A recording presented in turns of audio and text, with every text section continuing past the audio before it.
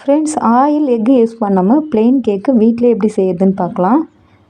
ஒரு அகலமான silver tray இல்லைனா அலுமினியம் ட்ரே எடுத்துக்கோங்க. எண்ணெய் அப்ளை பண்ணிவிட்டு கோதுமை மாவு தூவி இந்த மாதிரி நல்லா ஸ்ப்ரெட் பண்ணி எடுத்து வச்சுக்கோங்க. 1 கப் அளவு வறுத்த ரவையை மிக்ஸி ஜாருக்கு மாற்றிட்டு நல்லா ஃபைன் பவுடராக அரைச்சி எடுத்துக்கோங்க. இதை ஒரு பவுலுக்கு மாற்றிக்கோங்க.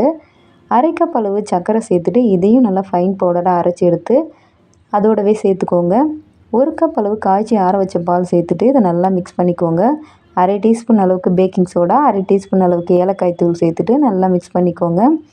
ரெடி பண்ணி வச்சுருக்க கேக் ட்ரேயில் இதை ஊற்றிக்கோங்க. இதை நல்லா டேப் பண்ணிவிட்டு ஸ்டவ் ஆன் பண்ணி இட்லி பாத்திரம் வச்சுருக்கேன். அதில் ஸ்டாண்டு வச்சுட்டு கேக் ட்ரேவை வச்சுட்டு ஸ்டவ்வை லோ ஃப்ளேம்லேயே வச்சுட்டு 30 நிமிஷத்துக்கு நல்லா வேக விடுங்க. ஸ்டவ் லோ ஃப்ளேம்லேயே இருக்கட்டும். 30 நிமிஷம் கழித்து தொட்டு பார்த்தீங்கன்னா கொஞ்சம் கூட ஒட்டாமல் வரணும். ஒரு பிளேட்டில் திருப்பி விட்டு எடுத்திங்கன்னா டேஸ்டியான ப்ளெயின் கேக் ரெடி. வீடியோ யூஸ்ஃபுல்லாக இருந்துச்சுன்னா லைக் பண்ணுங்கள், சப்ஸ்கிரைப் பண்ணுங்கள். Bye friends.